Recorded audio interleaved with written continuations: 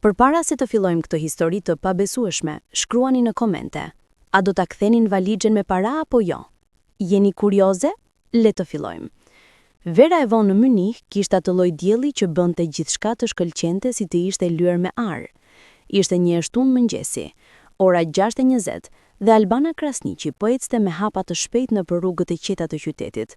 Uniforma e saj e bardhë e pastrimit shkëlqente në rrezet e para të diellit dhe në dorë mbante çantën e vjetër të zezë ku mbante pastruesit, dorëzat dhe shpresën e saj të vetme. Fotografinë e vajzës së saj 8-vjeçare, Emma, që kishte mbetur në Prishtinë me gjyshen. Albana kishte 5 vjet që punonte si pastruese në Gjermani. 5 vjet që çdo euro që fitonte shkonte për të paguar qiranën një dhome të vogël në periferi, për të dërguar para në Kosovë dhe për të ndëruar një ditë kur do të mund të sillte Emën pranë saj. 5 vjet që lante shkallë, pastron zyra, fshinte dysheme, pa u ankuar kurrë, sepse Albana kishte një dinjitet që asgjë nuk mund ta thyente. Punonte për një kompani pastrimi që kishte kontrata me hotele, zyra dhe ndërtesa të mëdha në qendër të Munichut. Atë mëngjes duhet të pastronte një suite në hotel Bayerisch Hof, një nga hotelet më të shtrenjta të qytetit. Mysafirët VIP largoheshin herët dhe Albana duhet të sigurohej që dhoma ishte përsosur për mysafirin e ardhshëm. Kur hyri në hall, portieri i vjetër, Herr Schmidt, e përshëndeti me një buzëqeshje. "Guten Morgen, Frau Krasniqi." "Guten Morgen," u përgjigj Albana me një buzëqeshje të lodhur. Gjermanishtja e saj ishte ende e thyer, por e mjaftueshme për punën. U ngjit me ashensor në katin e 15. Korridori ishte i qetë, i zbukuruar me tavolina antike dhe tapet të kuqe kadifeje. Hyri në suitën 1507 duke përdorur kartën elektronike që i kishin dhënë.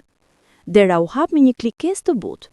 Dhoma ishte e madhe, me dritare që shikonin mbi qytetin, mobilje luksoze dhe një krevat mbretëror që dukej sikur askush nuk ishte fjetur në të. Por diçka ishte të çuditshme. Dhoma ishte plot rrëmuj, rroba të hedhura, shishe ujë të zbrazta, dokumenta të shpërndara. Albana filloi punën. Mblodhi rrobat, i fut në qese përlarse, pastron banjën e marmorit, ndëroi çarçafët. Ndërsa po pastronte nën krevat, dorza e saj goditi diçka të fortë. U përkul dhe pa një valixhe të zezë lëkure, elegante dhe e rëndë. E tërhoqi jashtë. Ishte e mbyllur, por jo me kod, vetëm me zinxhir. Një etiket fluturonte nga doreza që shkruante LH 349 München nach Dubai. Zemra i ra Albanës. Dikush e kishte harruar. Ndoshta do të kthehen ta merrnin, por diçka i shtyti ta hapte. Ndoshta kurioziteti, ndoshta shpirti i saj i ndershëm që donte të sigurohej se brenda nuk ishte gjëra të rrezikshme. Me duar të dridhura, hapi zinxhirët. Dhe atëherë, bota e saj ndaloi. Brenda valixhes kishte para. Jo pak para. Jo edhe aq shumë sa kishte parë ndonjëherë në televizor. Por para të vërteta, në tuf, të lidhura me llastiqe, euro dhe dollar, të grumbulluara aq fort sa mbushnin çdo cep të valixhes. Albana nuk mundi dot të lëviste. Nuk mundi dot të merrte frym. Dora i shkoi automatikisht te goja, si për të ndaluar një britëm që nuk doli kurrë. Numëroi me sy. 10 tufash. Secila tuf dukej se kishte nga 10.000 euro. Dhe kishte edhe dollar. Dhe sterling. Albana nuk ishte matematikane. Por edhe sikur të ishte, truri i saj nuk do të funksiononte dot. Brenda asaj valixheje kishte aq shumë para, sa ajo nuk do të fitonte dot as për 20 vjet pune. Duroi 10 sekonda. Pastaj 20. Pastaj 1 minutë të tërë, pa lëvizur, pa menduar, pa ditur çfarë të bënte.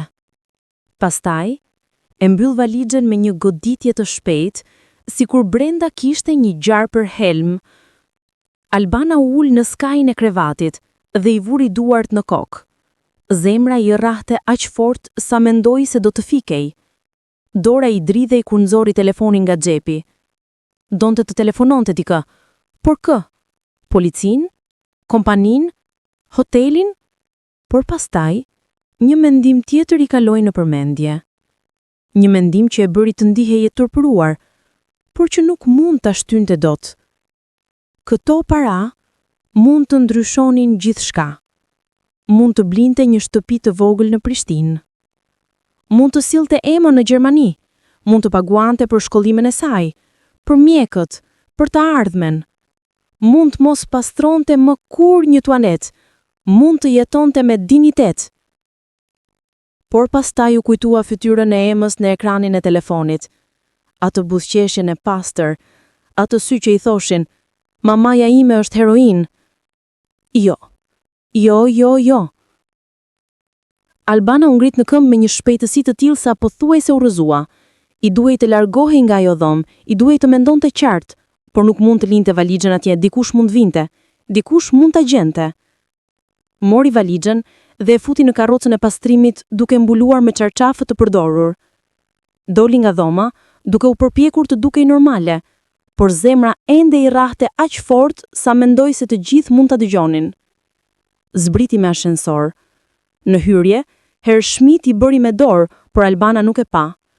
Doli jashtë në diell dhe filloi të ecte. Nuk e dinte as ku po shkonte. Këmbët e çuan automatikisht drejt parkut Englischer Garten. Ul në një stol të largët me valixhen pranë. Njerëzit kalonin duke vrapuar, duke ecur me qen, duke qeshur. Askush nuk e dinte se ajo po mbante në duar të ardhmen e saj, ose dënimin. Nxori telefonin dhe thirri numrin e vetëm që i vinte në mendje, motrën e saj, Dritën, që jetonte në Zvicër. Alo? Drita, kam nevojë për ndihmë. Zëri i Albanas dridhej aq shumë sa Drita e kuptoi menjëherë se kishte ndodhur diçka serioze. Çfarë ndodhi? Ema është mirë? Ema është mirë, por unë gjeta diçka. Çfarë gjete? Albana hezitoi. Pastaj foli. Një valixhe plot para. Linja heshti për 5 sekonda. Sa para? Nuk e di, shumë, qindra mira, ndoshta më shumë. Ku je tani? Në park, nuk e di çfarë të bëj. Drita mori frym thellë. Dëgjoj më me vëmendje, Albana. Ke 2 zgjedhje. Ose i mban parat dhe ikën larg, shumë larg, ose i kthen dhe vazhdon jetën tënde. Por nëse vendos ti mbash, duhet të jesh e përgatitur për pasojat. Çfarë pasojash? Kush i humbet aq para nuk i harron. Do të gjejnë, do të pyesin, dhe nëse janë para të pista, atëre do të kesh më shumë probleme se ç'mund të imagjinosh. Albana ndjeu një ftohtësi që i përhapej nga koka deri në këmbë. Por, çfarë nëse janë para të ndershme? Çfarë nëse dikush thjesht i harroi? Atëherë duhet i kthesh, dhe ndoshta do të shpërblehen, por mos prit mrekulli. Albana e mbylli telefonin dhe e shikoi valixhen. E urrente atë valixhe. E urrente për atë që përfaqësonte, tundimin, shpresën, frikën. Por e dinte çfarë duhet të bënte. Albana u kthye në hotel, por kësaj here nuk shkoi te dhoma, shkoi te recepcioni. Pas qushit ishte një vajzë e re, me flokë të lidhur dhe buzëqeshje profesionale. Guten Tag, wie kann ich Ihnen helfen? Unë jam pastruese, në katin 15. Gjitha një valixhe në dhomën 1507, është plot me gjëra të rëndësishme. Vajza e shikoi me një shprehje konfuze. Një valixhe? Ju lutem prisni. Ajo thirri menaxherin, një burr të mesëm me kostum të zi dhe pamje strikte. Ai erdhi dhe e shikoi Albanën nga koka deri te këmbët. Gjetët një valixhe? Po, në dhomën 1507. Është e mysafirit që u largua sot në mëngjes. Ku është valixhja? Albana e nxori nga karroca e pastrimit. Menaxheri e pa, e peshoi me sy dhe u bë serioz. Hapeni. Është e mbyllur.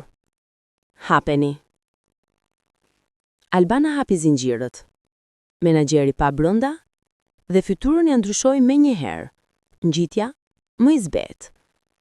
Mbylleni. Tani. Ejani me mua. E çoi në një zyrë private në katin e parë. Aty ishin edhe 2 persona të tjerë. Një grua e moshuar me sy gri dhe pamje inteligjente dhe një burr i ri me kostum blu. Kjo është zonja Müller, drejtoreshe e hotelit, dhe ky është Herr Braun, avokati ynë. Albana ul. Duart ende i dridhen. Zonja Müller foli me një zë të qetë por autoritativ. Zonja Krasniqi, e kuptoj që keni gjetur një sasi të konsiderueshme parash. Po. A e numëruat? Jo, thjesht e hapa për të parë nëse kishte dokumente identifikimi. A morë diçka? Albana e shikoi drejt në sy. Jo, unë nuk jam vjedhëse. Zonja Müller buzëqeshi për herë të parë. Kjo është e qartë, ndryshe nuk do të kishit ardhur këtu. Tani, do të kontaktoj mysafirin, por duhet të dim, a e njihni këtë person? Jo, unë thjesht pastroj dhomat. Emri i mysafirit është Viktor Lehman. A ju thot diçka ky emër? Albana tundi kokën. Jo, por diçka në mënyrën se si e tha emrin bëri që Albana të ndjente një tension të ri në dhomë.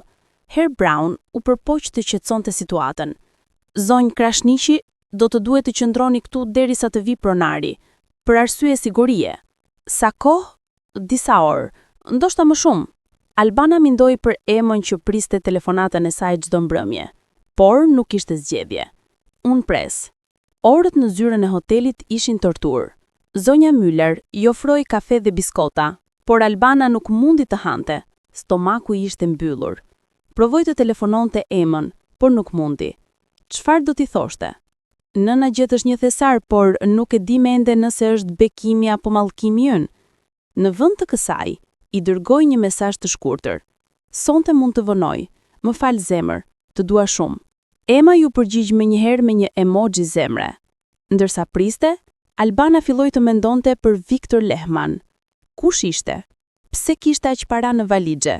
Pse po shkonte në Dubai?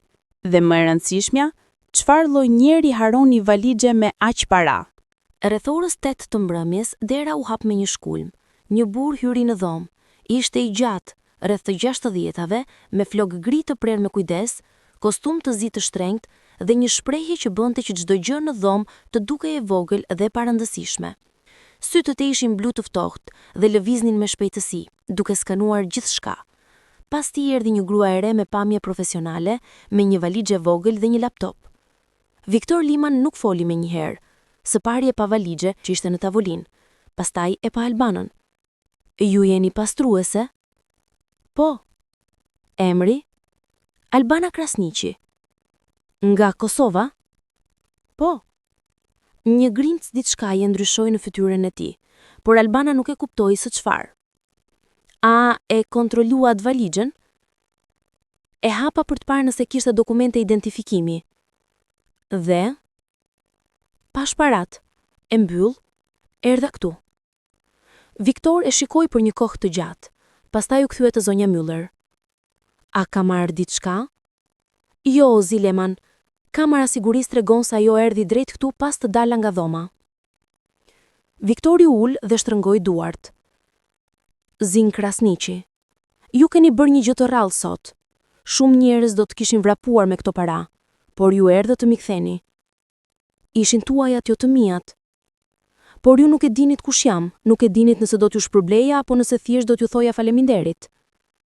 Albana shikoi drejt. Nuk e bëra për shpërblim. E bëra sepse ishte e drejtë ta bëhet. Viktor buzëqeshi, por nuk ishte një buzëqeshje e ngrohtë. Ishte buzëqeshje e njeriut që kishte parë shumë dhe që nuk besonte kollaj. Shumë njerëz thon fjalë të bukura kur janë në presion, por ju zonja Krasniqi mendoi se e besoni atë që thoni. Ai u ngrit dhe i dha dorë. Faleminderit, shumë faleminderit. Dorështrëngimi i tij ishte i fortë, por i shkurtër. Tani mund të shkoni, zonja Müller do t'ju jap numrin tim të telefonit. Nëse keni nevojë për diçka, mos hezitoni të më kontaktoni. Albana u ngrit, ende e hutuar. A kjo ishte gjithçka? Thjesht faleminderit dhe shkoni? Por kur po dilte nga dera, Viktor foli përsëri. Zonja Krasniqi. Ajo u kthye. Po? ju keni bërë diçka sot që shumë pak njerëz do ta kishin bërë, dhe unë nuk e harroj kur dikush më ndihmon. Do të dëgjoni prej meje shumë shpejt. Albana nuk e kuptoi se çfarë donte të thoshte, por dukej se Viktor Lehman nuk ishte njeri që fliste kot. Kur Albana doli nga hoteli, i qielli kishte errësuar dhe yjet fillonin të shfaqeshin. Ndjeu një leshtësim kaq të madh sa pothuajse nuk mundi të qëndronte në këmbë, por edhe një zhgënjim të çuditshëm. Kishte pritur çfarë? Një shpërblim? Një falënderim më të madh? Por më e rëndësishmja, kishte bërë atë që ishte e drejtë. Në autobus, ndërsa udhëtonte drejt shtëpisë, telefoni i zuri. Ishte një numër i panjohur. Alo? Zonja Krasniqi? Këtu është Air Brown, avokati i zë Lehman. Po? Zoti Lehman dëshiron të takohet me ju nesër, në orën 10 të mëngjesit në zyren e tij. Por unë punoj nesër. Do të rregullojmë me kompaninë tuaj. Ju vetëm duhet të vini në këtë adresë. Ai dha një adresë në qendër të qytetit. Por pse? Zoti Lehman do t'ju shpjegoj. Mirëmbrëma, zonja Krasniqi. Linja u ndërpre. Albana e shikoi telefonin me një ndjenjë konfuzioni. Çfarë donte Viktor Lehman? Dhe pse ishte aq misterioze gjithçka? Kur arriti në shtëpi, një dhomë të vogël në katin e 4 të një ndërtese të vjetër, u këput dhe ra në krevat. Telefoni zuri përsëri. Ishte Ema. Mami, pse nuk më telefonove më herët? Zëri i saj ishte si një ushtim në mes të errësirës. Më fal zemër, kisha shumë punë. Po mirë, por më thuaj një përrall para se të fle. Albana buzëqeshi. Edhe pse ishte e lodhur, edhe pse truri i saj ishte plot me pyetje, filloi të tregonte një përrall për një princeshë të guximshme që nuk ishte frikë nga gjërat e errta. Kur Ema ra në gjumë, Albana mbeti e zgjuar dhe shikoi tavanin. Nesër do të zbulonte çfarë donte Viktor Lehman. Dhe diçka i thoshte se jeta e saj nuk do të ishte më kurrë e njëjtë. Të nesërmen në mëngjes, Albana u vesh me rrobat më të mira që kishte. Një fustan të thjeshtë blu dhe një xhaketë të bardhë. Nuk ishte luksoze, por ishte pastër dhe i dinjitetshme. Rruga drejt adresës që i kishte dhënë Air Brown e çoi në një nga rrugët më elegante të Myniut. Ndërtesa ishte e lartë, moderne, me fasadë xhami që shkëlqente në diell. Në hyrje, një portier me kostume udhëzoi drejt ashensorit. Kati 11, zonja Krasniqi. Ashensori u ngjit në heshtje. Kur dera u hap, Albana hyri në një zyrë që dukej si nga një film, dyshe me druri, tavolina të mëdha, piktura moderne në mure dhe një pamje që mbulonte gjithë qytetin. Një sekretare e priti me një buzëqeshje. Zonja Krasniqi, zoti Lehman ju pret. Ju lutem, ndiqmë. E çoi në një dhomë ende më të madhe. Në fund të saj, pas një tavoline masive, rrinte Viktor Lehman. Ishte veshur me kostum gri dhe para tij kishte një laptop dhe disa dosje. Zonjë Krasniqi, mirë se erdhët. Ju lutem, uluni. Albana ul në një karrige lëkure që ishte aq e rehatshme sa ndjeu sikur po fundosej.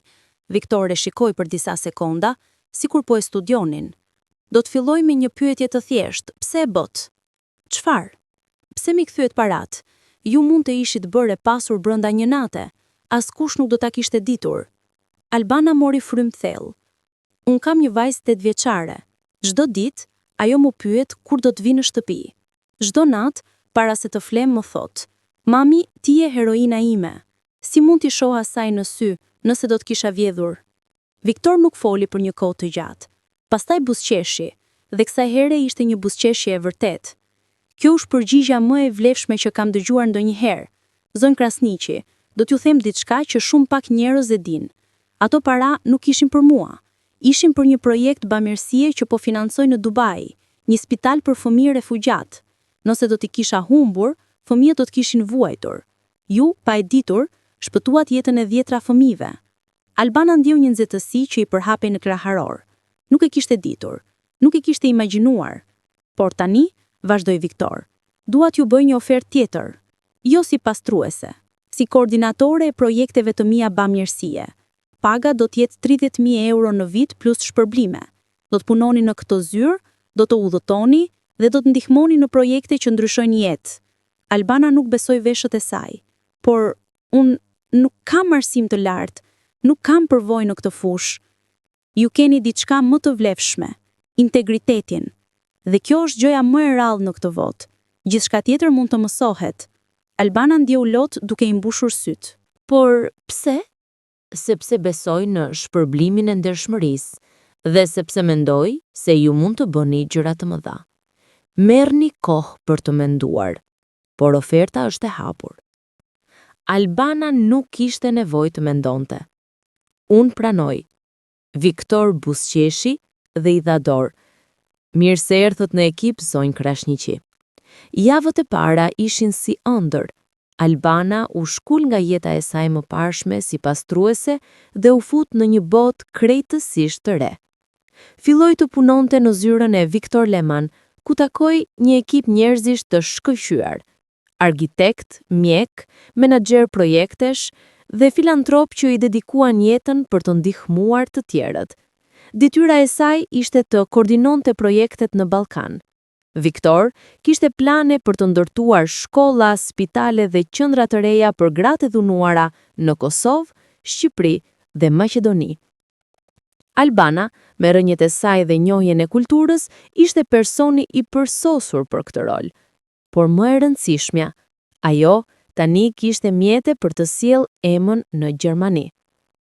Një mëngjes të shtunë, në aeroport, Albana priti me zemër të rrëmbyer. Kur Ema doli nga porta me valixhen e saj të vogël roz dhe syt plot habi, Albana nuk mundi të përmbante lotët. E kapi në krah dhe e mbajti aq fort sa Ema u ankua. Mami, nuk marr dot frym. Por Albana nuk e la dot. Kishte ndëruar këtë moment për 5 vjet. Mirë se erdhe zemra ime, tani jemi bashk. Për gjithmonë. Ema e shikoi përreth, me sy që shkëlqenin. Mami, kjo është vërtet Gjermania? Është si në filma? Albana qeshi dhe e kapi dorën. Po zemër, dhe nga sot, kjo është shtëpia jonë. Por, edhe pse jeta e Albanës ishte ndryshuar në mënyrë dramatike, ajo nuk mund të mos mendonte për Viktor Leman. Ai ishte një njeri i çuditshëm, i ftohtë në pamje, por me një zemër që fshihte shumë ndjenja. Rrallë fliste për veten dhe kur e bënte, ishte gjithmonë i shkurtër. Një ditë, ndërsa po punonin bashkë në një projekt për një spital në Prishtinë, Albana mori guximin të pyeste. Zoti Leman, pse bëni këtë? Pse investoni aq shumë në njerëz që nuk i njihni? Viktor ndaloi së shkruari dhe e shikoi me një shpejje që Albana nuk e kishte parë më parë. Ishte dhimbje. Dhimbje e vjetër, e thellë. Sepse dikush nuk investoi në mua kur kisha nevojë, tha ai në fund. Dhe kjo më kushtoi shumë. Ai mbeti në heshtje për një kohë. Pastaj vazhdoi. Unë nuk jam gjithmonë i pasur, zonjë Krasniqi. Kam lindur në një fshat të vogël në Bavari. Babai im ishte alkolik. Nëna ime vdiq kur isha 10 vjeç. Më dërguan në një jetimore. Atje, një mësuese, Frau Weber, më pa diçka. Ajo më ndihmoi me mësimet, më dha libra, më mësoi të besoj në veten time. Pa të, unë do t'isha asgjë. Albana dëgjoi me frymën e ndaluar. Ju jeni një njeri mrekullueshëm, Zëleman. Ai tundi kokën. Jo, unë jam thjesht dikush që po përpiqet të kompensoj për kohën e humbur, dhe ju, zonjë Krasniqi, më kujtoni Frau Weber. Ju keni atë lloj zemre që bota ka nevojë. Muajt kaluan, dhe Albana u bë gjithnjë e më e mirë në punën e saj. Organizoi takime me kryetar komunash, me organizata jo qeveritare, me mjek dhe mësues. Projekti i spitalit në Prishtinë filloi të merrte formë. Viktor vendosi që të udhëtonin së bashku në Kosovë për të mbikëqyrur punimet. Ishte hera e parë që Albana kthehej në atë dhe që kur ishte larguar 5 vjet më parë. Kur avioni u ul në aeroportin e Prishtinës, Albana ndjeu një val emocioni aq të fortë sa pothuajse e rrëzoi. Toka e saj, ajri i saj, gjuha e saj kudo. Në aeroport i pritej një delegacion, kryetari i komunës, përfaqësues nga Ministria e Shëndetësisë dhe gazetar. Fotoaparatat shkreptën, Zonjë Krasniqi, si ndjeni duke u kthyer si heroin në vendin tuaj? Albana u habit. Unë nuk jam heroin. Thjesht bëra atë që çdo njeri ndershëm do ta bënte. Por gazetarët nuk e lanë të qetë. Historia e saj kishte bërë xhiron e botës. Pastruese shqiptare kthen miliona euro dhe ndryshon jetën e saj. Ishte bërë simbol i ndershmërisë në një botë ku tepër pak njerëz besonen në të mirën. Në darkën zyrtare, atë natë, Viktor mbajti një fjalim. Unë kam investuar në shumë vende. Kam punuar me qeveri, me organizata, me njerëz të fuqishëm. Por asnjëherë nuk jam ndier aq krenar sa sot. Sepse ky projekt nuk është thjesht një ndërtesë. Është dëshmi se ndershmëria ekziston dhe se njerëzit si Albana Krasniqi janë forca më e madhe për ndryshim. Të gjithë në sallë u ngritën në këmbë dhe duart trokitën. Albana, e mbërthyer nga emocioni, nuk mundi të bënte gjë tjetër përveç se të qante. Por jo gjithçka ishte kaq e bukur. Një ditë, ndërsa Albana po punonte në zyrën e saj në Prishtinë, një grua e panjohur hyri brenda. Ishte rreth të 50-tave, e veshur keq, me një shprehje të ashpër. Ju jeni Albana Krasniqi? Po, si mund t'ju ndihmoj? Gruaja e shikoi me një pamje plot urrejtje.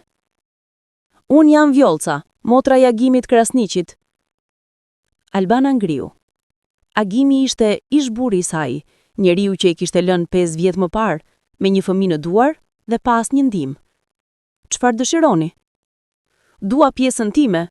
Ti u pasurove dhe ne jemi akoma të varfër. Agimi thot se ti ke paratë që i takojnë atij.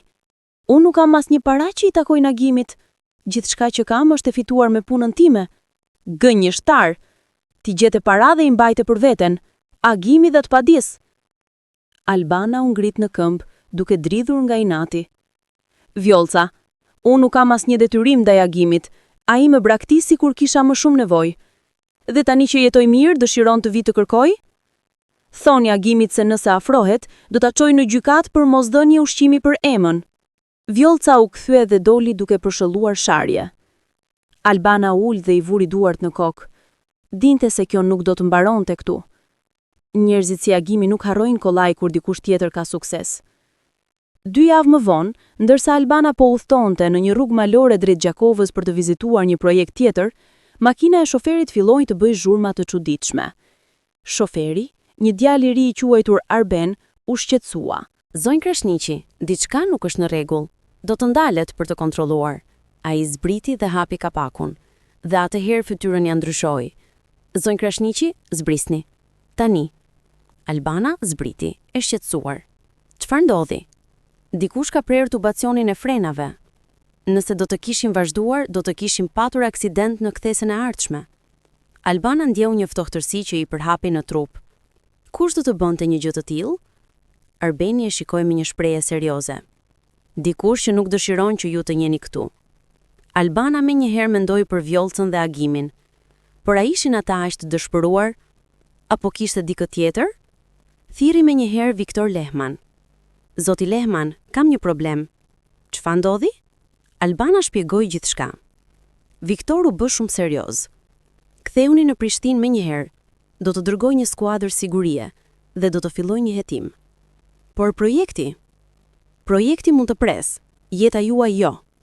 Hetimet zbuluan diçka të papritur. Nuk ishte Agimi që kishte organizuar sulmin, ishte dikush tjetër, një biznesmen lokal i quajtur Flamur Hoxha, që kishte pasur interes për tokën ku po ndërtohej spitali. Ai kishte bërë presion që projekti të anulohej dhe ku nuk ishte funksionuar, kishte vendosur të eliminonte personin që po e drejtonte, Albanën. Policia e arrestoi Flamurin dhe bashkëpunëtorët e tij. Në konferencën për shtyp, prokurori tha: "Kjo është një provë e asaj se sa të rrezikshëm mund të jenë njerëzit që vendosin parat mbi jetën e njerëzit. Por gjithashtu është një provë se ndershmëria dhe vendosmëria fitojnë gjithmonë." Albana, që ishte në sallë, nuk ndjeu fitore. Ndjeu vetëm një lodhje të thellë, por edhe një vendosmëri të re. "Nuk do të ndalem," tha ajo në një intervistë, "sepse nëse ndalen për shkak të frikës, atëherë ata fitojnë, dhe unë nuk lejoj që njerëzit e këqij të fitojnë." Një vit më vonë, spitali u përfundua. Ishte një ndërtesë e bukur, moderne, me pajisje të fundit dhe mjek të trejnuar një gjithë bota. Në ditën e hapjes, mijëra njerëz erdhën për të festuar. Në foltoren e jashtme, Viktor Leman dhe Albana Krasniqi qëndruan krah për krah. Sot, tha Viktor, ne hapim diçka më shumë se një spital, hapim një shpresë. Dhe kjo shpresë filloi me një veprim të thjeshtë ndershmërie nga një grua e jashtëzakonshme. Ai u kthye te Albana. Zonja Krasniqi, pa ju asgjë nga kjo nuk do të kishte ndodhur. Ju jeni zemra e këtij projekti. Albana, me lot në sy, folli në mikrofon. Unë nuk bëra asgjë të veçantë. Thjesht bëra atë që nëna ime më mësoi, të jem e ndershme. Dhe sot, shoh se ndershmëria nuk është vetëm një virtyt, është një forcë që mund të ndryshojë botën. Turma shpërtheu në duar trokitje. 2 vjet pas hapjes së spitalit, Albana mori një letër. Ishte nga Frau Deber, nipja e mësueses që kishte ndihmuar Viktorin kur ishte fëmijë. E nderuar zonja Krasniqi, emri im është Annelize Weber. Tezja ime, Frau Gertrud Weber, ka qenë mësuese në jetimore për 30 vjet. Ajo ka vdekur pa ditur se si Viktor Leman kishte bërë karrierë të shkëlqyer. Por kam gjetur diçka që mendoj se duhet ju e dërgoj. Kjo është ditari i tezës sime. Në të, ajo shkruan për Viktor dhe për djemt të tjerë që u përpoq t'i ndihmonte. Ajo shkruan se shpresa e saj më e madhe ishte që dikush nga ata djemt do të bëhej njëri i mirë dhe do t'i kujtonte. Faleminderit që e bët këtë realitet. Albana e lexoi ditarin dhe qahu. Në të kishte fjalë të tilla si: Viktor është një djalë i veçantë, ka sy që shikojnë përtej botës. Shpresoj se një ditë do të bëhet dikush i madh, por edhe nëse nuk bëhet, do të jem krenare për atë që është, një djalë i mirë me zemër të pastër. Albana i dha ditarin Viktorit. Ai e lexoi në heshtje, me lot që i rrith një medalë. Faleminderit, tha ai në fund. Faleminderit që i gjetët këtë. Në përvjetorin e peshë të punës së Albanës, Viktor thirrri një mbledhje të veçantë. Të gjithë menaxherët e projekteve ishin atje, si edhe Ema, që tani ishte 30 vjeçe dhe po studionte mjeksi. Sot, tha Viktor, dua të bëj një njoftim të rëndësishëm. Unë po tërhiqem nga puna aktive dhe dua të lë trashëgimin time në duar të sigurta. Ai u kthye te Albana. Zonja Krasniqi, prej 5 vjetësh ju keni qenë forca dhe shpirti i kësaj organizate. Ju keni treguar se çfarë do të thotë të jetosh me integritet. Prandaj, dua t'ju emëroj si drejtoresh ekzekutive të Fondacionit Leman. Albana nuk mundi të fliste. Lotët i mbyllën zërin. Por, vazhdoi Viktor, kjo nuk është gjithçka. Dua gjithashtu t'ju jap diçka personale. Ai nxorri një zarf. Kjo është çelësi i një shtëpie në Prishtinë. Një shtëpi që kam bler për ju dhe për Emën. Është shtëpia ku ju mund të jetoni kur të ktheheni në Kosovë dhe ku mund të mblidhni familjen tuaj. Albana së fundi foli. Zoti Leman, unë nuk e meritoj këtë. Viktor buzëqeshi. Ju meritoni më shumë, por kjo është ajo që mund t'ju jap dhe shpresoj se do ta pranoni. Albana e përqafoi Viktorin dhe për herë të parë në 5 vjet, ai qau haptazi. Vite më vonë, Albana dhe Ema ulen së bashku në balkonin e shtëpisë së re në Prishtinë. Dieli po perëndonte mbi qytet, duke ngjyrosur qiellin me nuanca të kuqe dhe të artë. Mami, tha Ema, më trego përsëri historinë? Albana buzëqeshi. Cilën histori? Historinë e valixhes. Albana mori frymë thellë dhe filloi. Ishte një mëngjes vere dhe unë po pastroja një dhomë hoteli. Gjeta një valixhe plot para. Kaq shumë para sa nuk isha parë kurrë. Dhe për një moment mendova, kjo mund të ndryshojë gjithçka. Por pastaj mendova për ty. Mendova për atë që doja të mësoja.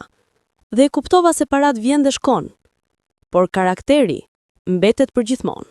Ema e shikoi me admirim dhe e bëre gjën e duhur. Po, e bëra gjën e duhur dhe për shkak të kësaj takova Viktor Leman. Dhe për shkak të tij, jeta jon ndryshoi. Por jo për shkak të parave, por për shkak të vlerave që ne ndajmë, ndershmërinë, mirësinë dhe besimin se çdo njeri meriton një shans. Ema Buzëqeshi. Unë jam krenare që je nëna ime. Albana e përqafoi. Dhe unë jam krenare që je bia ime. Sepse ti je arsyeja pse e bëra atë që bëra.